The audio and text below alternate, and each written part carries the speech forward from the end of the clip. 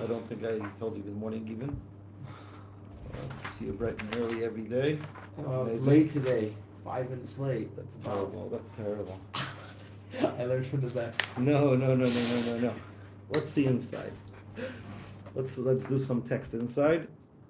Those of you who are at home using the Torah Ohr, it's on page 30. In the booklet, it's on page 7.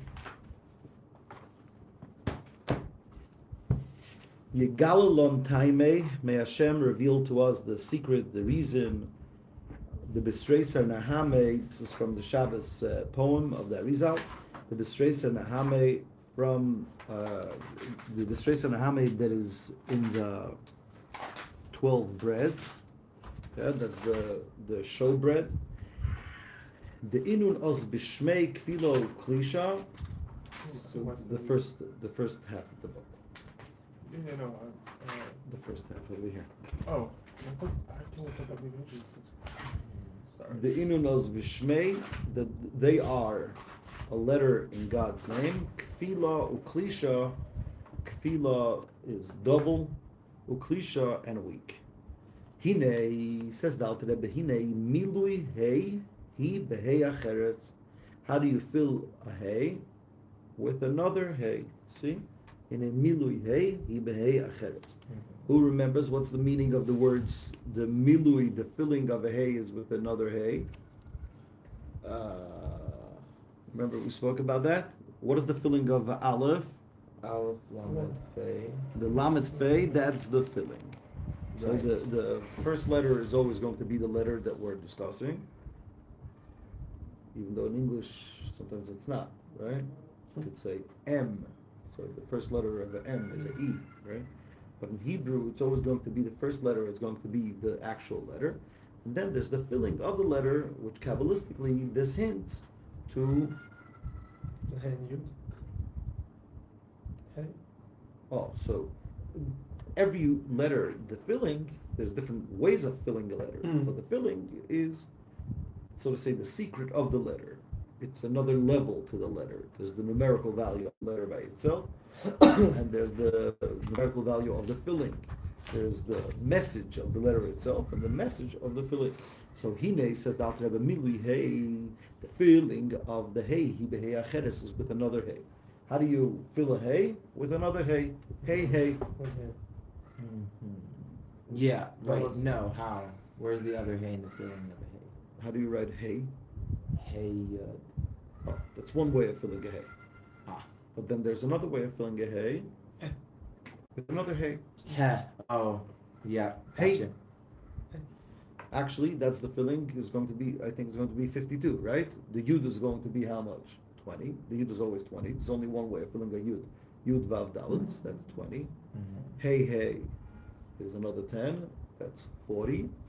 And the vav vav is going to be also double, vav vav, that's 12, that's 52.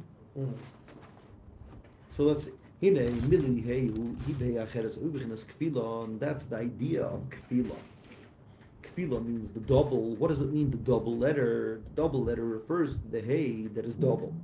Kanoida, as it's known, as it's known from the concept of Ma'ora Samachpela.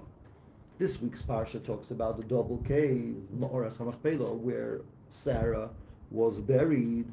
But what is this Kabbalistic significance of the Hey Achrona?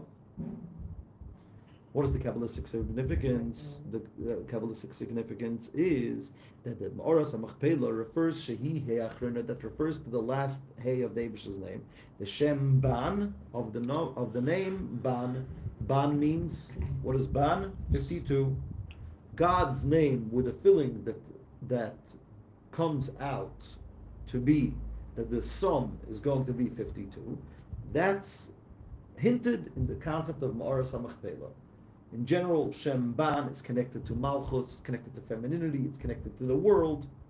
So let's see inside. In order to understand this, how is this all connected to the idea of Lechem Aponim? How is this all connected to the showbread, Behagdim, and by proceeding Lahovin in Achila to understand the concept of food? What's the main idea of the food? Liyos, to be from the food becomes fat and blood. The Adam hu nefesh, and the blood, that is the soul. The chayus adam shemekabel hakoved, that's the energy, the vitality of the person that the liver gets. Hadam shemekabel, hadam min hamaychol, the blood from the food. In other words, what happens to our food afterwards? Our body takes out the nutrition and makes from that blood, and from the blood becomes cells. That's also the reason why it's so important to be very scrupulous when it comes to kashrus. So other things, let's say you might want to, you could be a bit more, like even if you want to be lenient, but when it comes to food, what happens to your food? Your food actually becomes you. Your nose is made out of the pizza and the sushi that you ate. Hummus.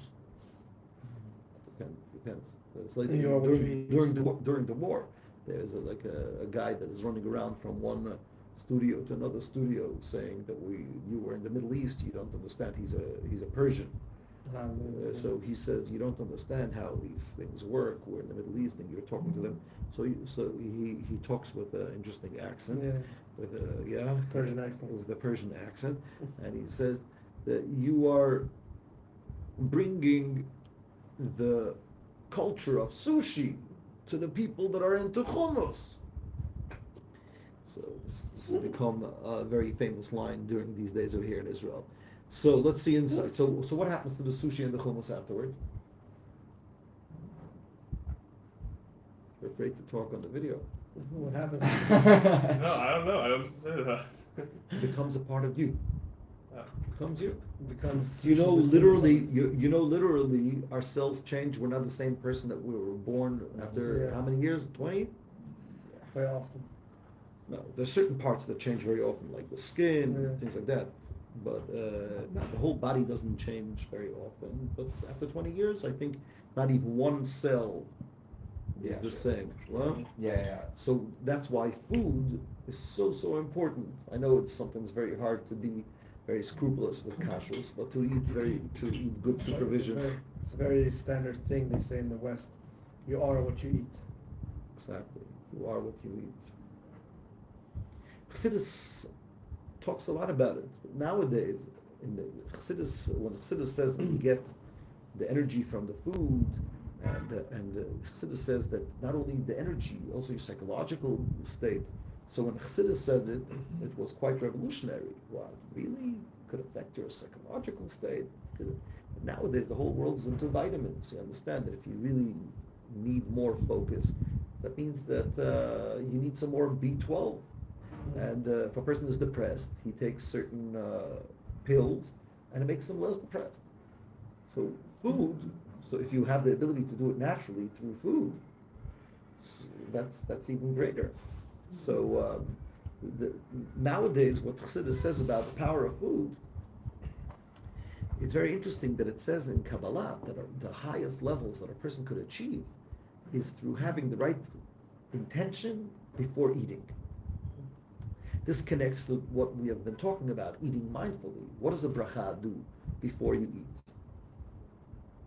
So again, let's use the Kabbalistic words, and then let's see how the words of Kabbalah just simply have to be translated. Sometimes people say, oh, Kabbalah, it's so mystical. The whole idea of Chassidus is that we could take these words of Kabbalah and translate them into practical, simple English. It's simply a different language.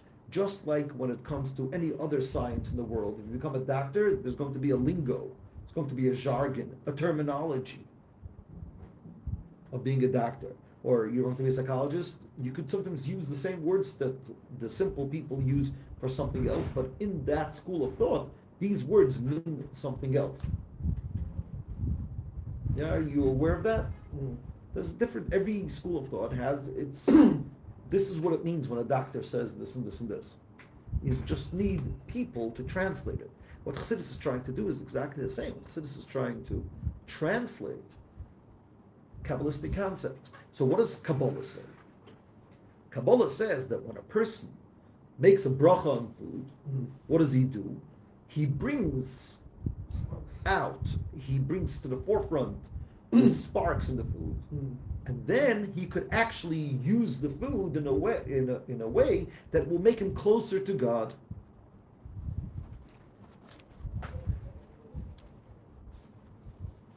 Will make him in a way so you can literally grow spiritually through food, through eating the pizza. So now let's translate this into simple English. What does it mean, a spark? What does it mean to elevate a spark? So all these fancy words. Yeah.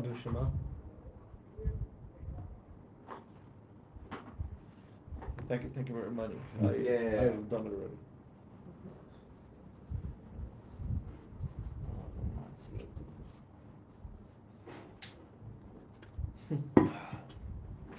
I see someone is watching us, so if you want, just send a message on the chat. I'll be able to tell you good morning. Only if you feel comfortable. I don't know who you are.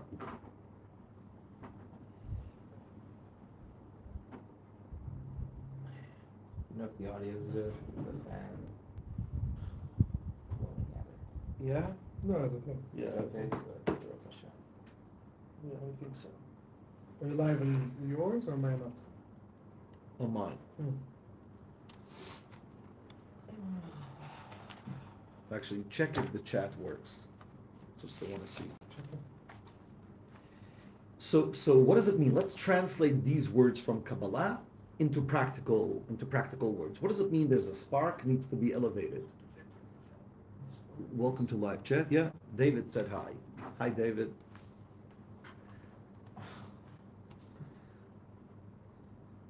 But it's in. Oh, it's not, so what does it mean? Let's translate it. What does it mean, a spark? I remember when I was a kid, I thought about it, it's literal, and I learned these things. I said, oh, there's a literal spark. So I actually thought to myself, what does it mean? The table, everything in the world has a spark. So what does that mean? That what happens if I take a jigsaw and I cut the table? What happens to the spark? So then I came to a conclusion in my childish brain that most probably the spark goes under the jigsaw. Like this, when I cut the spark, when I cut the table, the spark also divides into two. But then I thought to myself, I'll take the jigsaw, go down over here, and then trick the spark by going jigsaw down and cut over here. Obviously, that was very, very childish of me. What is the sparks that are physical? Spark. What does the spark mean? What does light mean? Light means revelation. Light is the message. This table has a spark of godliness in it. Spark is a small piece of light from the big fire, from the big light. So what is the general message of, good morning, Dudi. What is the spark? What is the big light? The big light is the general message that Hashem has in the world. What is the general message of the world? What is the general intention of creation? Making the world a dwelling place for God. Now, what does it mean that everything has a spark? This table has a small part of that intention. This table is being vitalized, lack of a better word, but this table gets vitality every second. How does this table get vitality every second? Because God gives it vitality. Now, why does God give vitality to this table? Why does God give this table existence? Yeah, this is a whole other topic, but I think everybody knows already by now that one of the concepts of Chassidus is that God has to recreate the world every second. Without it, the world wouldn't exist. Not that it would be destroyed. It's every second God actually creates the world from anew. So why does God give vitality to this table? As a part of the general mission of revealing godliness in the world. Why is it called a spark? Again, because it's a part of the bigger thing. But there's another reason why it's called a spark is because it also lost touch with the general big light. That's why when you look at this table, you don't necessarily see the godly intention in the table. Elevating the spark is what? Taking the intention taking the vitality that is found in the table and connecting it back to the general idea. It's literally like a soldier that lost touch with headquarters. He lost reception on the walkie radio. You want to say walkie-talkie? I tried not to say walkie-talkie, but and so what? So that soldier is still a soldier of the army of his country, yes or no? But he lost touch. And when I reconnect the spark, the soldier, with headquarters, what did I do? I elevated the spark. That soldier was lost to the cause. So this table, when I learn the Torah and I use it for the general intention of making the world a dwelling place for God, I elevated the spark of this table. Makes sense, Boaz? A little bit. Where did I lose you? I lost you, or you're afraid of the mic? No, I'm afraid of the mic. Just early in the morning. You want some coffee? I won't give you that much. I'm trying to cut back on coffee. I should. It's an antioxidant. We actually get one cup. I'll go. Yeah? Sure. So you want some? Want some of mine? No, I'm gonna crash next period. No. So that's if you take a lot, don't take a lot. If you want, tell me. So let's go back. So that's the idea of elevating sparks, connecting the small light with the big general intention by the specific intention of that soldier, specific intention of the table. Now, when it comes to food is so much more than a table. Food actually gives me vitality. So even though that eating food could be something very, very physical. Your coffee machine? Didn't see.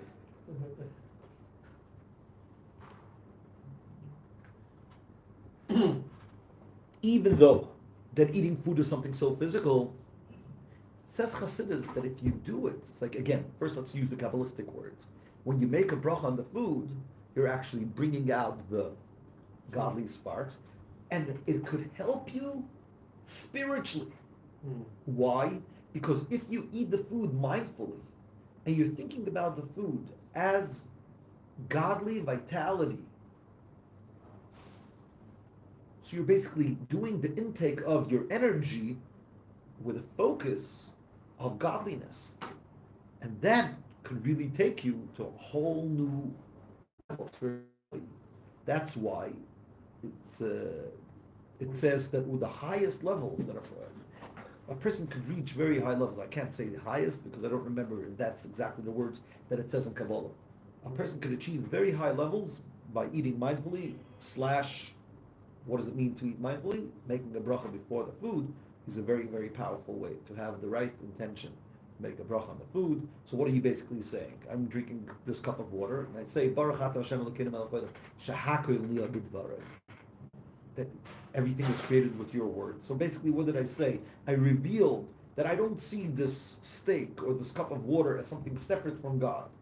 I see it as a conduit of God, a way of God giving me vitality for the sake of revealing godliness in the world. So there's nothing more powerful than that. Isn't that amazing? To become closer to God just by eating a lot of steak, sushi. Would you say it's in a way similar to the whole idea you talked about yesterday by Iskafia? Oh, yesterday I spoke about Iskafia. That was the first step. That's the introduction to what I spoke about today. Yesterday I spoke about the idea that you have to make sure that you're in control of the steak, and the steak is not in control of you. That's one concept. Now we're saying from the positive. When you're eating, you actually have the ability, since the food has vitality, and vitality comes from God. if you eat it with the right intention, and you make a bracha on it, what happens? It brings to the forefront the nutritional, the spiritual nutritional value. I want to point out something that I heard from my mashpia Reb Chaim Shalom Deitch. May Hashem send him a refuah shalem. It should be healthy and strong for many more years. He said that he once met a person that said that in the concentration camps there were people that survived. That there was a group of people that survived much longer than a lot of other people. And it was very interesting why that happened.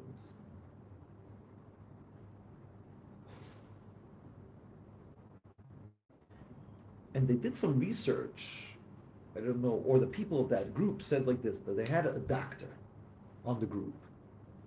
And the doctor told them that they should eat with intention. So he said the food was very scarce. But when you eat that piece of potato peel, he used to tell them which vitamins it has. So it's possible that you'll think, that's the placebo effect, but it doesn't matter. That's not the point. The point is, what? It worked. It works. Why? Because when you are mindful and cognizant of the nutritional value of the food, the nutritional value works better. Because it's not only the actual physical vitamin, and by the way, that's the reason why placebos really work very well. I don't want to start like a whole conversation about the FDA, but anyone that knows, right? I'm sure you have researched this a tiny bit. You read about this. How does the FDA approve a drug? How do they know if a drug works? They don't really understand how a drug works. Test it. Yeah. They test it. How do they test it? In groups. Groups. They give 50% of the group gets placebo, and the other 50% of the group Gets the It's a drug. gets the actual drug. And then you see if the percentages of those that get the actual drug are much higher than the percentages of the placebo. Now, one of the big arguments in the world of pharmaceuticals is if the placebo should be an active placebo or non-active placebo. What does it mean, an active placebo? You tell them. No, that you tell them it's a placebo, so it's not a placebo anymore. No. It has something. Active placebo means that it actually causes nausea and causes.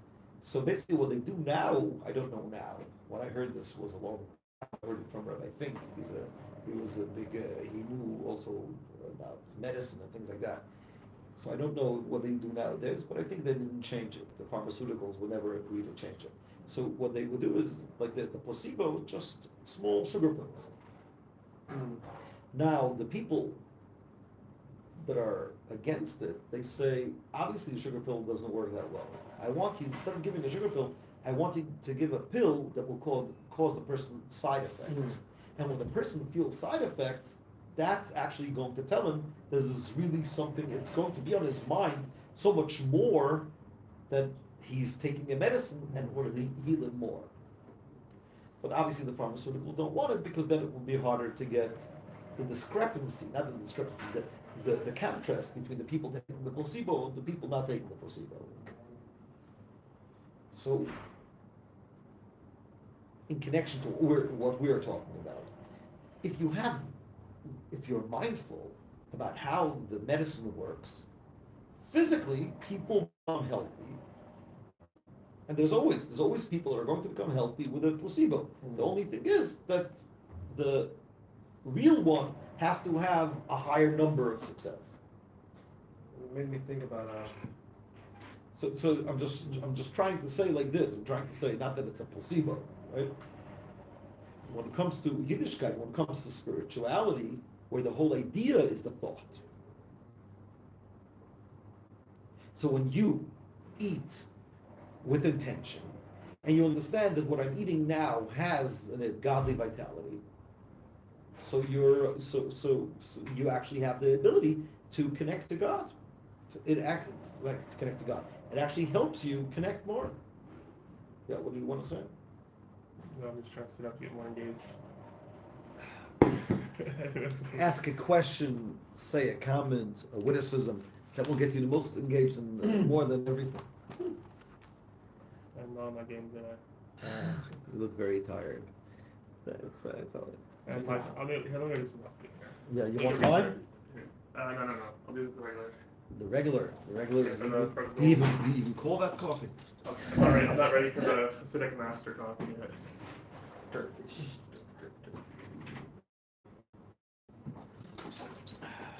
My rabbi told me Yeah. something unrelated that that's I don't know where he learned this, but bracha that you make before food, it's just not a law somewhere in the Torah. It's only It's rabbinical. It's rabbinical, yeah. Right. Why did we institute it? Because everyone else was doing it. The Christians were doing it.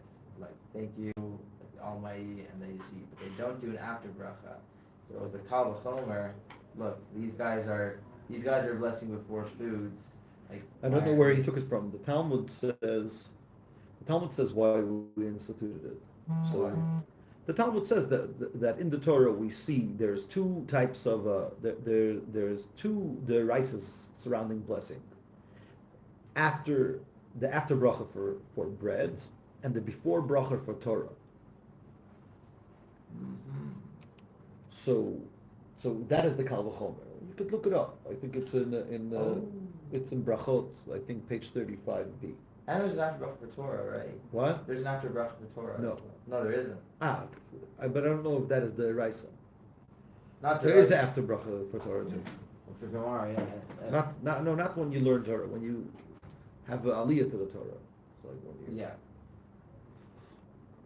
Let's look it up afterwards. It should be, I think, in the beginning of 35b. Well, one thing In brachas. What? something I wanted to say Yeah. came to mind. Yeah, about Make food. Yeah. And brachas was a study that was done. I don't know how accurate the study is or whatever, but it was a Japanese guy back in the 90s, Yeah. and he did a study on water. Right. When talking to water, that it could Now we're making a blessing on water. The water turns Change. into crystals. the crystals could change. And Exactly. you can see from going from bad water to good water. Exactly. It's very interesting because it's basically like a bracha. Like you're Exactly. taking the sparks, you're making something that's Right. maybe is on the Right. lower I just level. don't want in the sparks. We should think about physical sparks. Sparks means the mini message and how it's connected to the big message, and therefore eating mindfully, and which brachas are meant to. And this is so interesting. I really don't think the reason why we make brachas is from Christianity. You know, What did I miss when I went to coffee? when you Yeah. leave, that's when we say the interesting things. Someone said that a rabbi told him that the reason why we instituted brachas before food, according to the Torah, you only have to make it after bracha, is Yeah. because all the other cultures had it. But I don't think so. It was No, the after bracha The Gemara were is already the there. Gemara is- the after bracha is a deraisa, and there's a before bracha before Torah that is also a deraisa. Yeah. So it's not so hard to see how the rabbis would add No, but how the before bracha for food and after bracha for Torah. But No, but the after bracha, there's no way we could put the religion because we came first and it was the rights already. No, we're the only one who does the after the bracha. question is when did we institute the before brachas? Before bracha. So We learned about that actually. We learned about it in Mishnah's chapter 6 of brachas, right? well not that. Rabbi Chazan. Yeah, that's. But we also learned about it in the Shulchan Aruch, against Shulchan Aruch, why it's there, and it's like not on top of my head right now. Right. It's to the Gemara says a person that does make a bracha is like stealing from God. It's why? Because everything belongs to God, and when making the bracha, it's like Right. you're You did say that. you're acquiring it, you're transferring possessions. But let me go back to And it comes from Tehillim also. Tehillim 24:1. Hashemayim Shemayim Lashem. And all that is in its God's. and Right. it's That's God. that's where everything belongs to God. And when you make a bracha, it becomes yours. But the interesting thing that I'm trying to say is And Berachot 35a. 35a. That's where it says. Our sages teach that one may not benefit from this world. Well, 5a. But I think that the source where it's from is 35b. But it's meaning to say the source of how it was instituted. Yeah. Okay. But that's the beginning. 35 is the beginning of the 6th chapter of Brachot. So going back. So sometimes we think about certain things. A lot of people come spirituality, and we don't realize sometimes that Judaism has it all. So when we talk about eating mindfully, or trying to bring to the forefront the energy in the food, or the nutrition in the food, or in our case the spirituality of the food, it's all found within Judaism. It's just like the kid that we mentioned last week, just like the kid that his father and mother give him the same advice for years, and then he comes home and says, "Oh, the neighbor told me to do like this and this. That's brilliant advice." And the parents say, "Didn't we tell you this for I don't know how long?" For example, one of the things that people are very into these days is writing every morning. Never heard of that. Yeah, But usually at night. No, well, that's journaling. But I'm saying dreams also in the morning, whatever. right. Our Okay, dream journal. Yeah. No, the dreams is something else. That's if you want to become more artsy and things like that. It's called, how's it called? The artist way. That I think. But I'm talking about something else. I'm talking that a lot of people are very into people fighting depression, or people that want to be happier in life, is to start every day with writing a lot of things that they're grateful for. Gratitude. Thank you for the light. Thank you for my shoes. Thank you for my pants. Why don't you say the morning brachos instead? Exactly. That's because you're lucky enough not to be born religious. When you're born religious and you just do that for for your whole life, you don't realize that the 15 in the morning we say 15 thank yous for God for every detail. Thank you for the rooster. Then thank you for opening my eyes.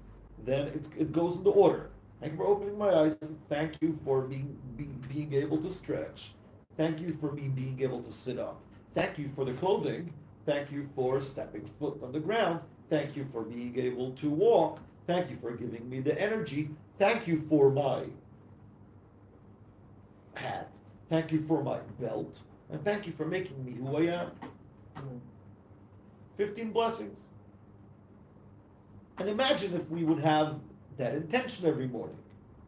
So you don't have to, again, if you want to add another 50 things that you're grateful for, it really works. After doing it 2-3 weeks, they say that your whole disposition changes. It also makes you your whole day to think about all the things that you're grateful for, and so on and so forth. But like Boaz says, why do you have to do that? Judaism has that built in. People talk about meditation every day. That's what davening is. So if we're talking about eating mindfully, in order to be healthier, in order to be more focused, and not being carried away by food, that's what we call making a bracha before eating.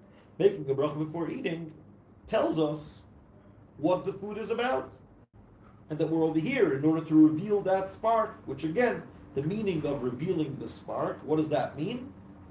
Connecting the food, connecting the soldier with headquarters, connecting the energy in the food with the general intention of the food.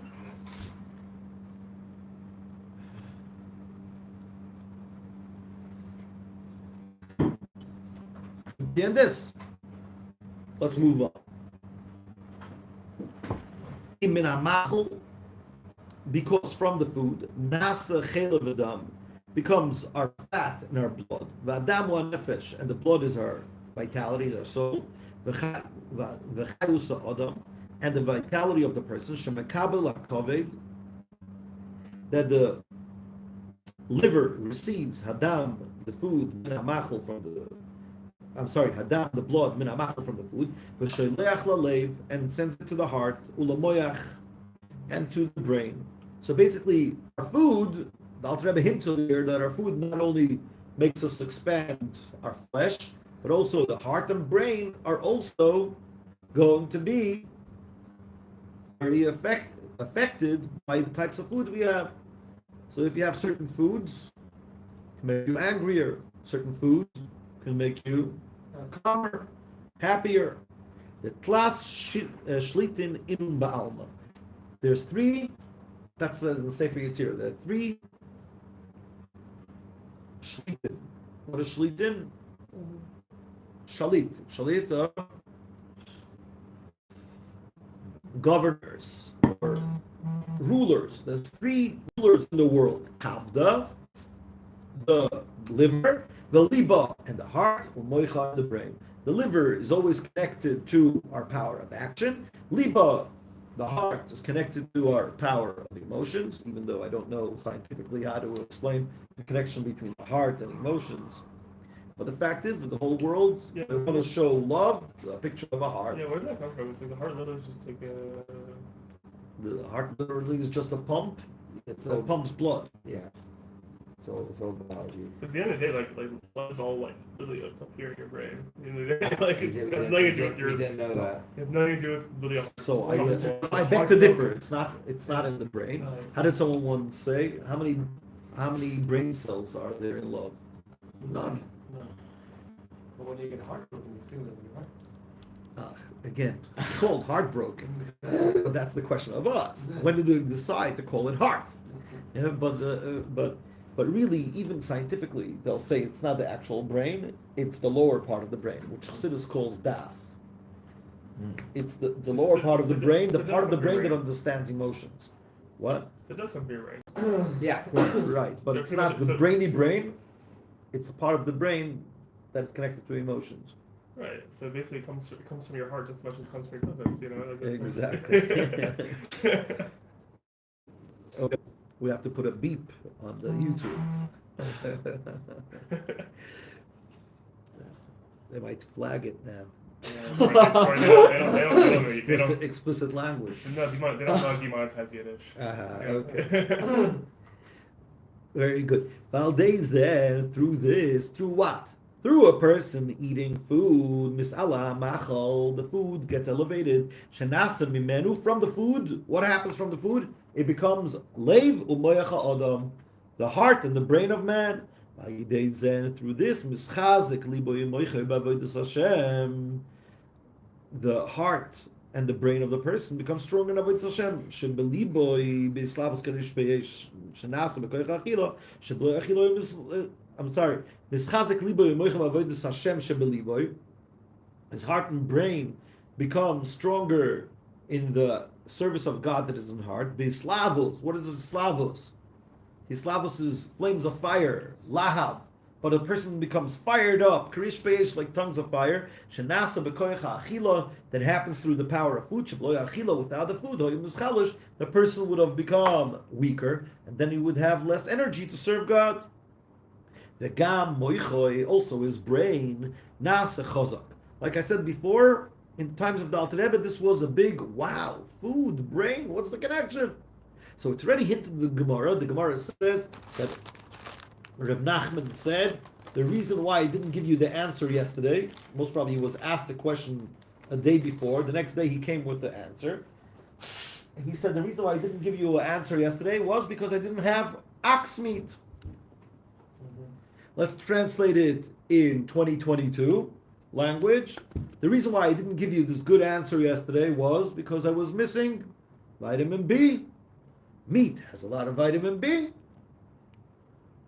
Right? But in Chassidus puts a strong emphasis on it, and from the way the Alter Rebbe explains it so many times and look at the Torah and Torah Ohr, it looks like it was, wow, interesting thing. Food makes you stronger in your brain? Yes. Nowadays, we all know what you take, your intake, and especially when it comes to pills and chemicals, really, really change your brain, affect your brain, or mess with your brain, depending when you take. If you take something that's like psychedelics, you start seeing the wall talking to you. Yeah. You know from personal experience. I never saw the wall talking to me.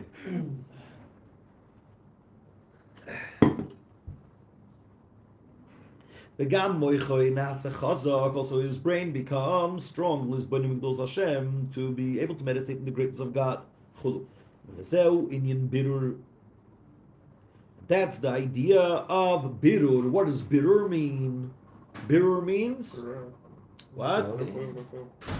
Birur means the sifting. What does it mean? When we eat, we are mevarer the food. We are sifting through the food. We're taking out the good from the bad. What is the bad of the food? The part of the food that could drag you down. So he says this is the idea of what we call elevating the sparks. Over here is called birur, to sift through, to find the spark. Shemina machol nasa adam, because from the food becomes man. All this is only when during the weekdays. Aval b'Shabbos, but on Shabbos, boider asur. Shabbos, there's a prohibition. Not allowed to do boider. You're not allowed to do sifting. What does that mean? Physically, you're not allowed to separate things. But what does it mean spiritually? Comes Chassidus and says that spiritually too. Spiritually, when you eat food on Shabbos, you're not allowed to do sifting. What does that mean?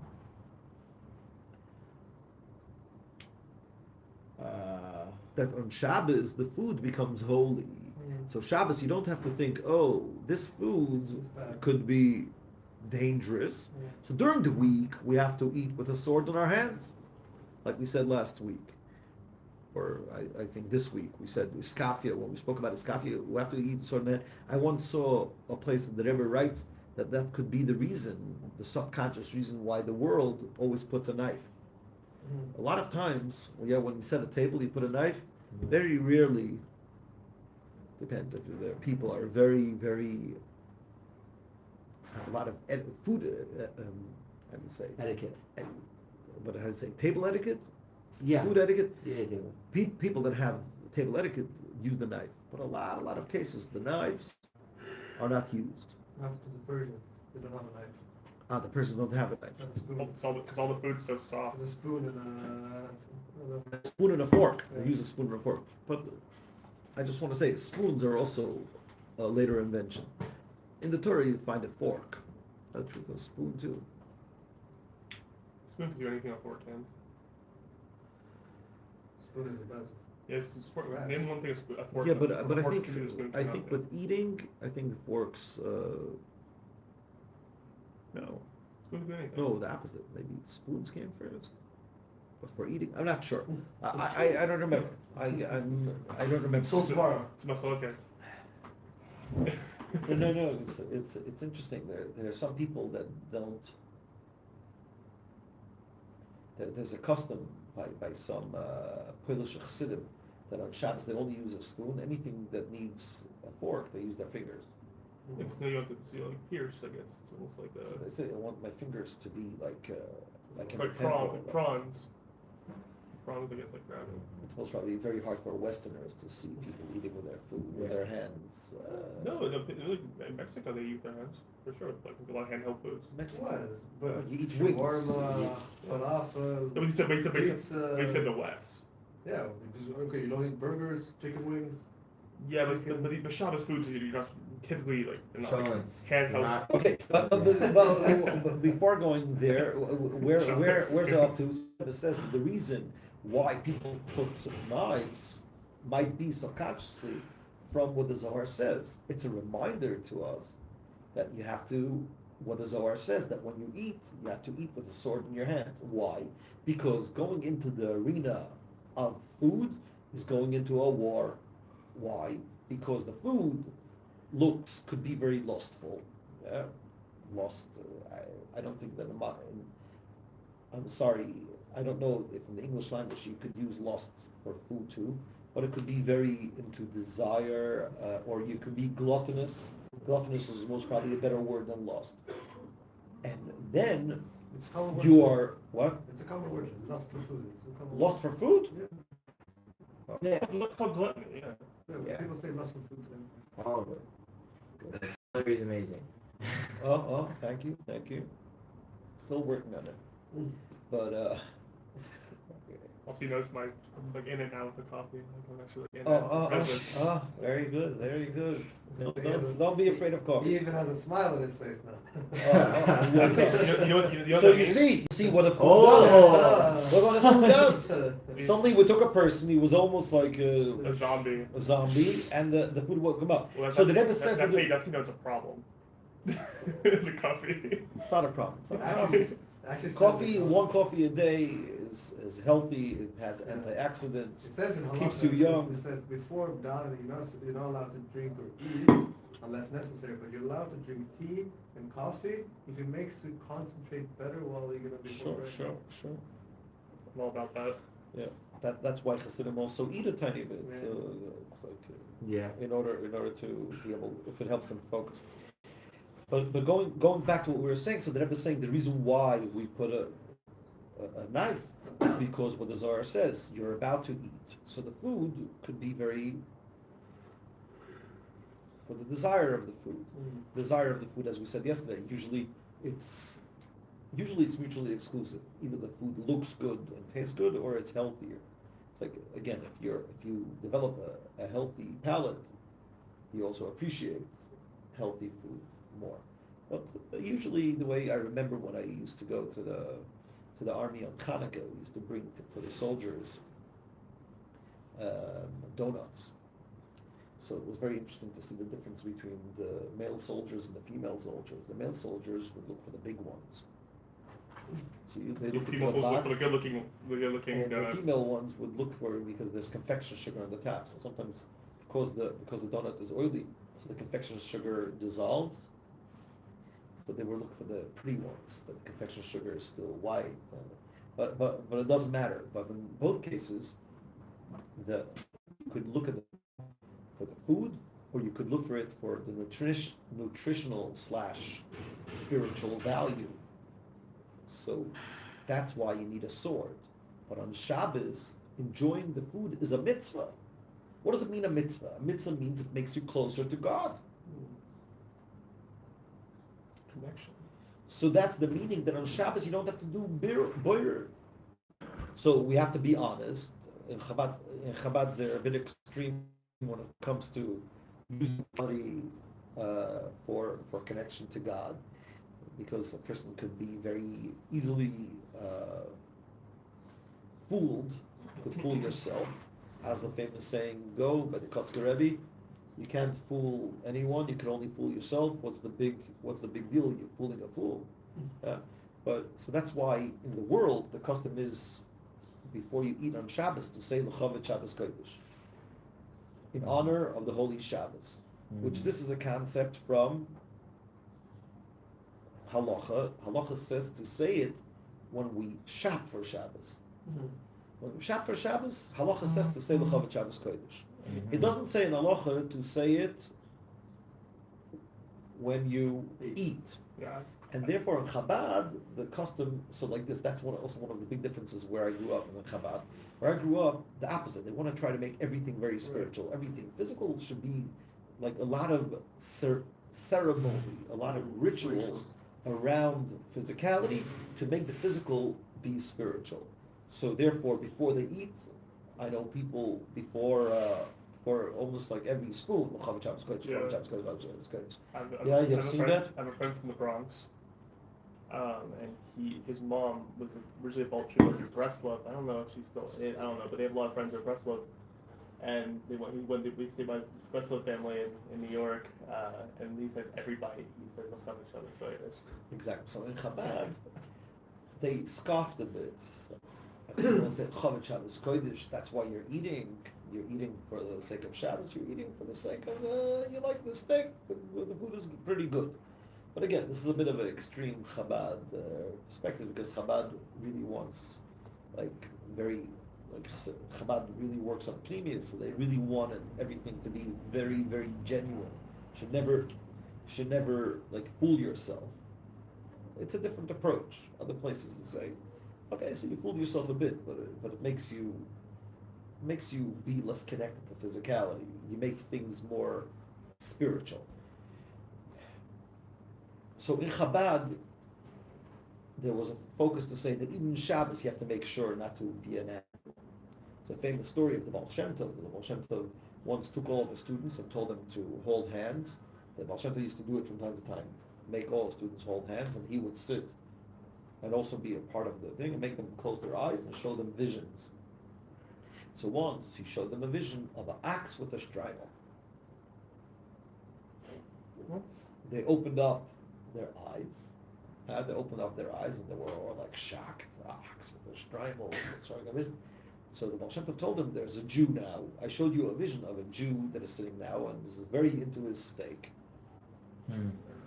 So what happens? Either you elevate the food or the food drags you down. So either you take the animal and you bring it up to the level of man. You're taking animal as one lower level, right? The world is divided according to Kabbalah, inanimate, vegetation, animals, humans. So either you bring you bring up the food to you, or the food drags you down. So there's a person that is so into his steak now that spiritually he became an ox. But he's wearing a straddle because it's Sudas Shabbos. So for generations in Chabad, this was used to say that even on Shabbos, where we say what it says over here, Boirer Asur, still even on Shabbos, don't indulge. Don't indulge.